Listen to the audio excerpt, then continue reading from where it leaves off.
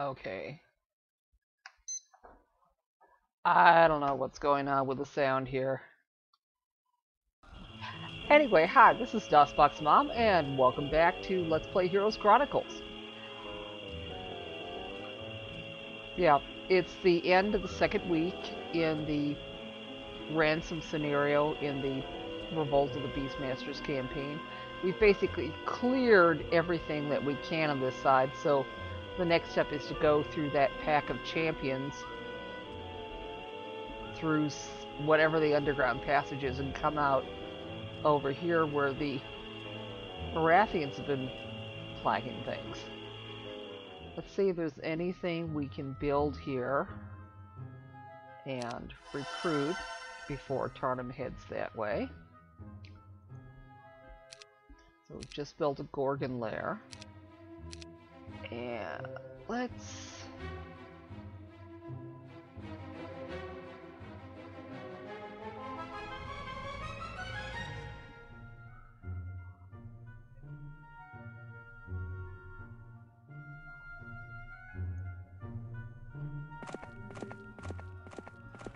work our people.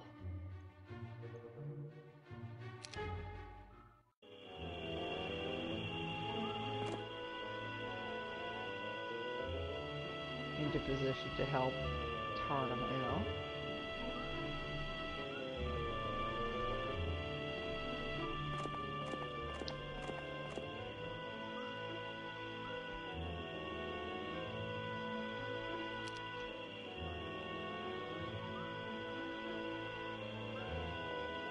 Okay.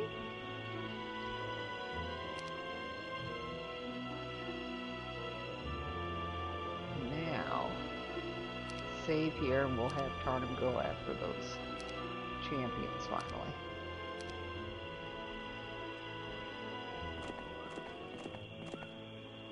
This passage is for the king's use only. Go back, slaves, and stop this futile rebellion. The champions shout and then charge.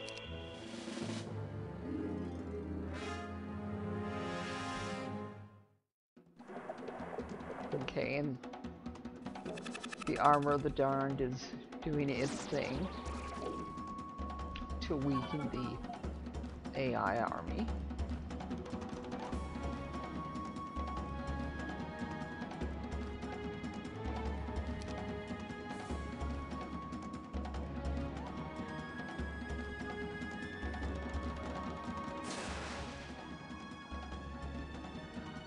Okay, I think we'll just...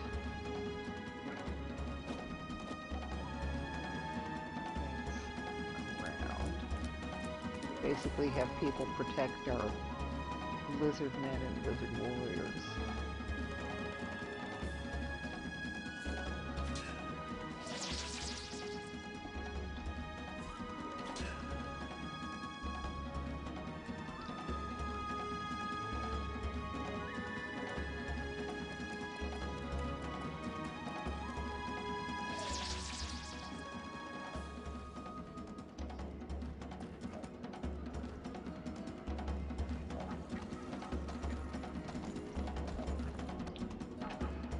Okay.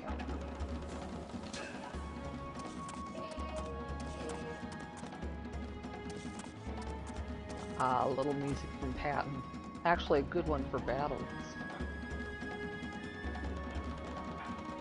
Aha! Yeah, no more spell points. Well, actually, we've got a fair number of serpent flies here, so...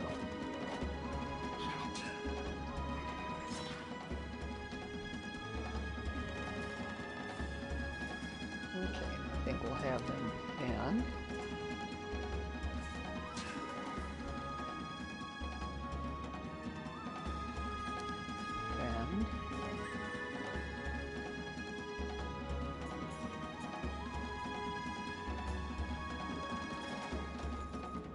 I'll move the gnolls down there.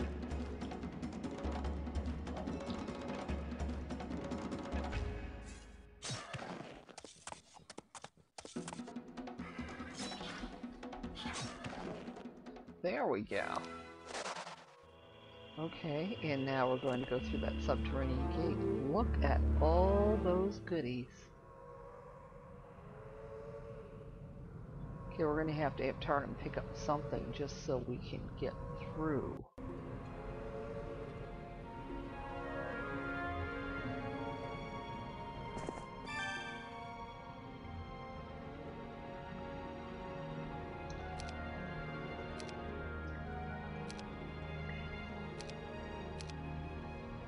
We'll have them deal with the Medusa stores now.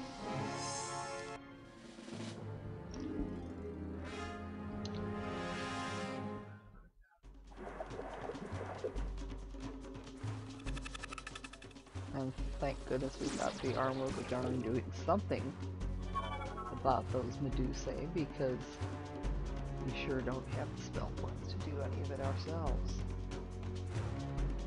Yeah, that should work.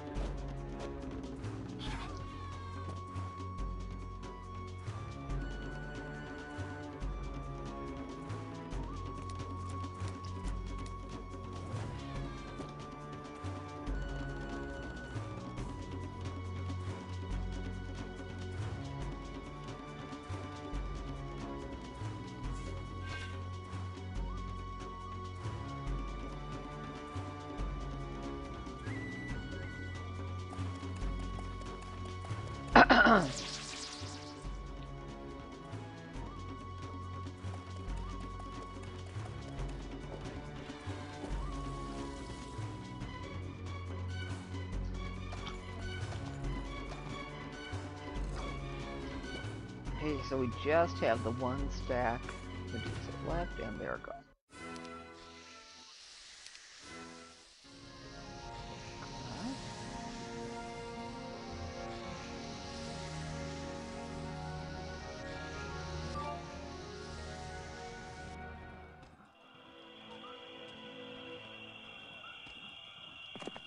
Okay, we'll have Korbac go pick up some of these resources.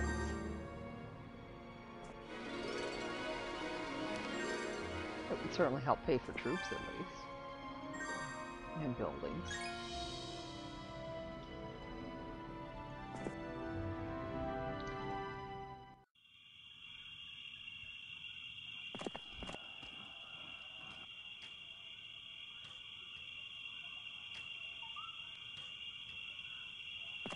Yeah, probably most of these heroes will have recruit troops and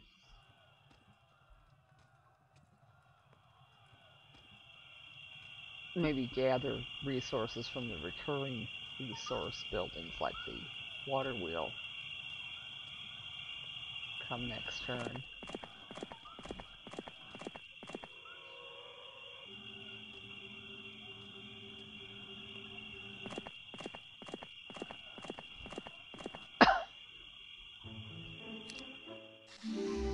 Okay, and it's Tortoise Week. We'll build a wyvern nest this turn. And hire some troops.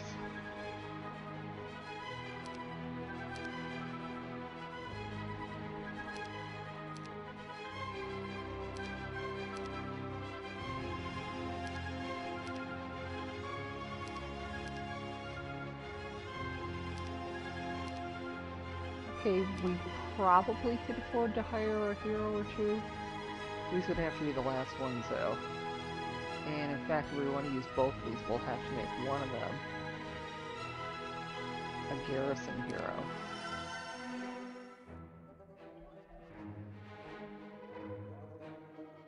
Although we need to take her out of Garrison long enough so she can buy a first aid tent. And then we'll put her back into Garrison.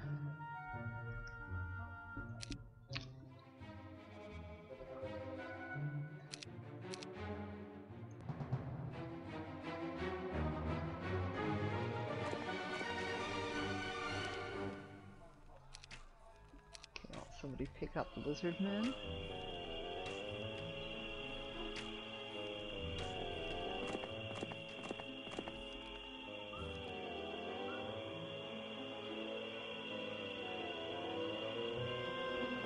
Interesting.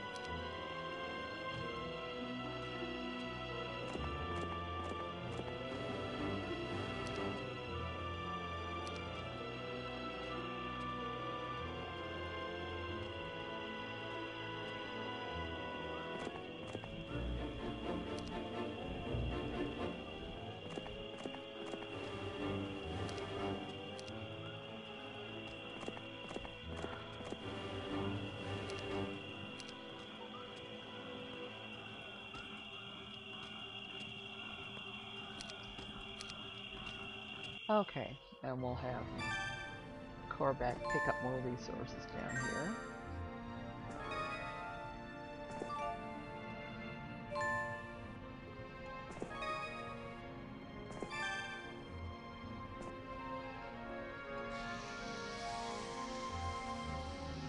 And then, oh, look at that. Yeah, we are going to have to go through that garrison.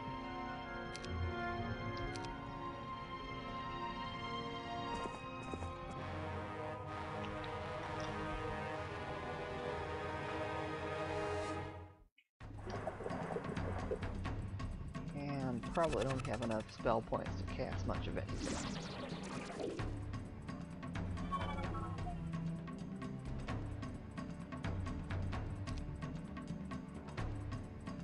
Enough for one magic arrow, and that's about it.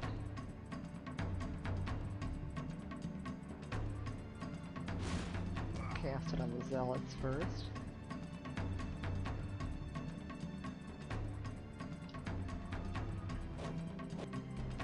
And we'll move everybody around to protect our missile units.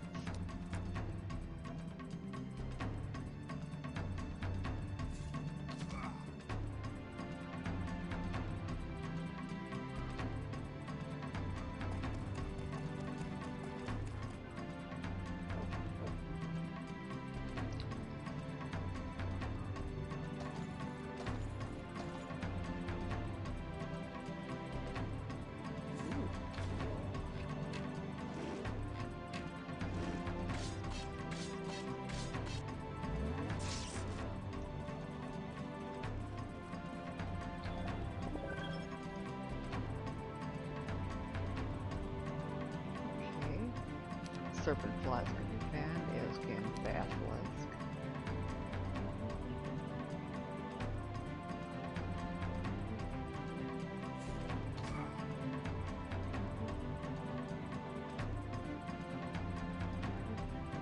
Yeah.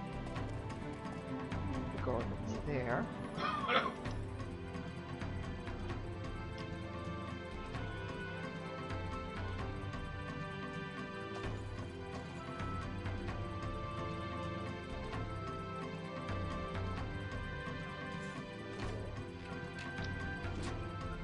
Shouldn't be too many royal griffins left.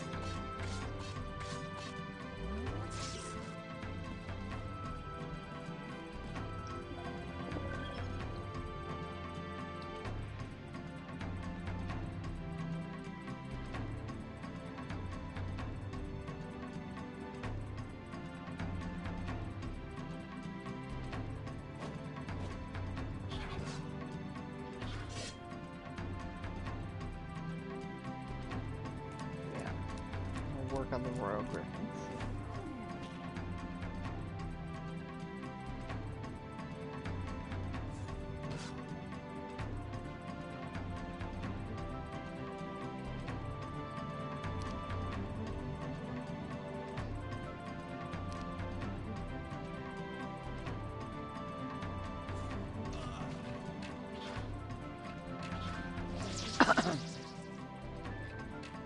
Like we have 2 stacks of halberdiers and the zealots and this marksman left.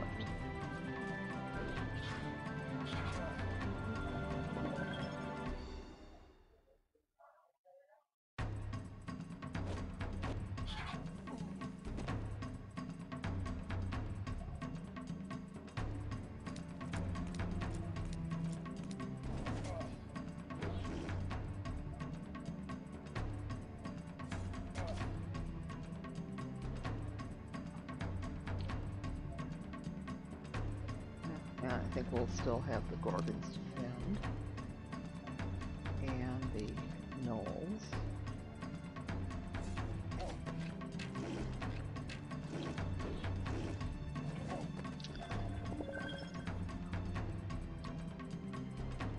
Now we can work on the marksman. I took out most of the marksmen right there.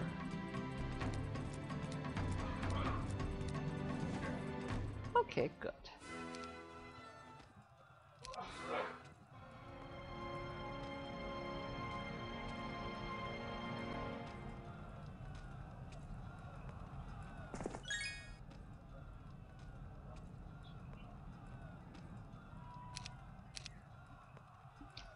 Okay.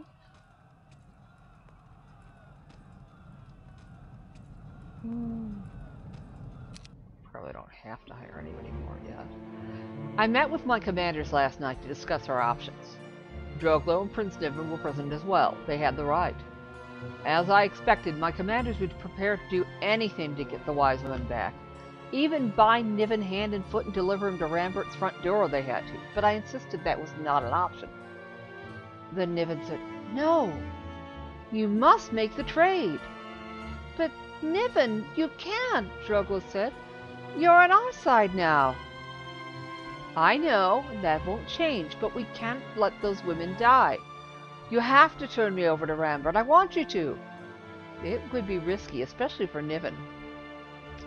His father was likely to execute him simply because he'd spent so long in my hands, but the boy was right. Niven had made the decision I was afraid to make. "We'll make the trade," I said, "but Rambert may not live to appreciate it. What I had in mind would be risky for us as well, but great victories required great risk." Okay, let's see what we can build here. Maybe the Mage Guild level 2. Yeah.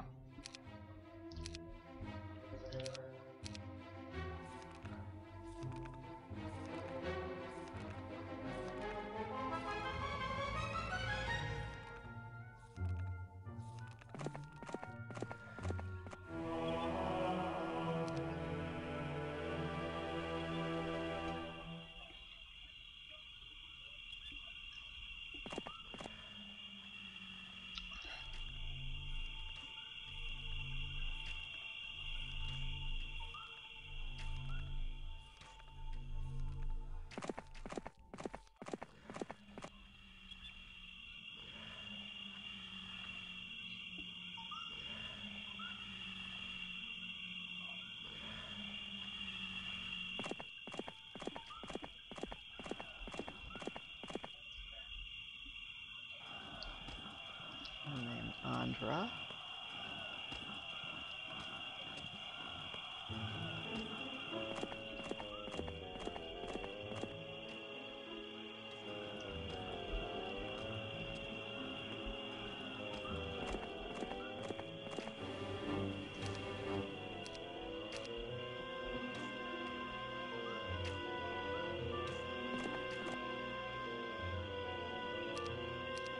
Okay, Korbac can continue picking up resources down here.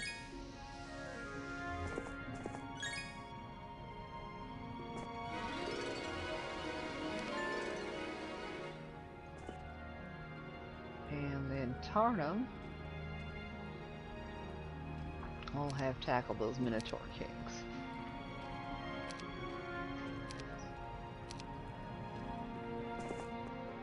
The tunnels ahead are blocked by a creature you haven't seen before. Minotaur Kings. You think that even your enemy hasn't been able to deal with these beasts and wonder what lies in the tunnels beyond.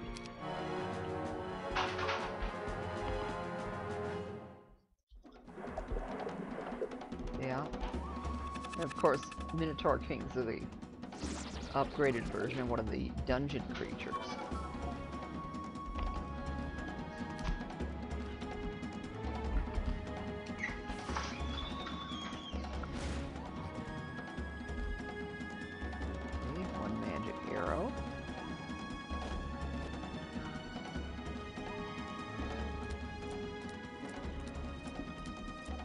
Moving everybody in to defend our missile troops.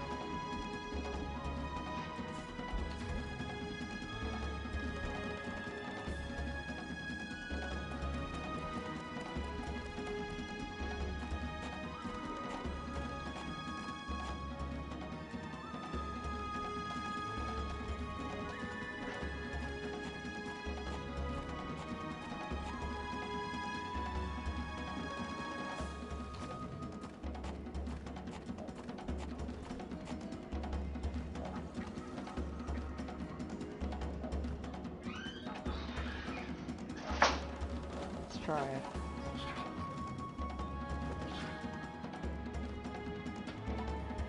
Okay, defend.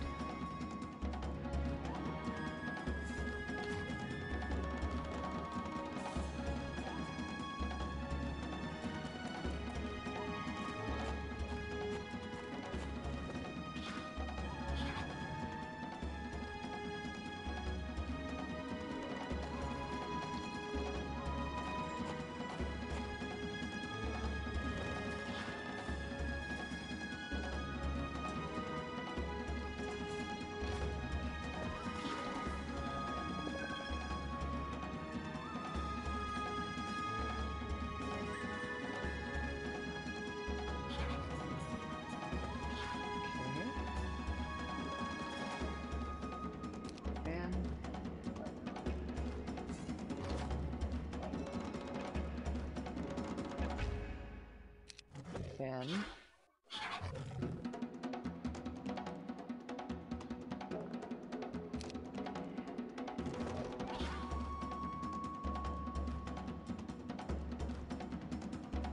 Yep, and Lost and Blue's dad is watching the convention out in the next room. He doesn't, so I don't have to. I appreciate that.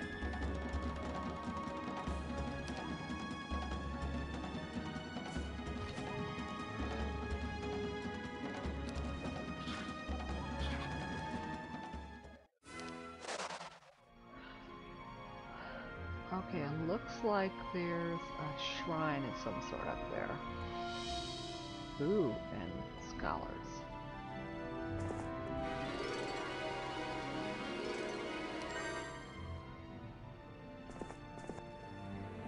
Learn something from there. And, ooh, fireball. That could be very useful. Okay. Small Droglo looked a little silly on my arm, but at a distance it was good enough to confuse. Brolic rode next to him with explicit orders to protect the boy from harm. Finally, I stepped up to the cage holding Prince Niven. Last night I had to punch the boy a few times in the face to make it look like he's been the prisoner of savages. Niven's right eye was swollen shut, both lips were split down the middle. "How's the eye, son?" "Feels like he punched it out the back of my skull," Niven said. He smiled and winced as one of his lips began to bleed again. "Are you sure you want to do this, Prince? We could find another way," I said. "There is no other way." I pushed my hand through the narrow bars and shook the boy's hand. "If you were my son, I'd tell you I'm very proud of you," I said. Niven fought back the tears building in his eyes. "We'll send word as soon as the wise women are safe," Niven said. "We'll be ready. Good luck!" And we will continue riding to the rescue of the wise women in the next episode, so we will see you then.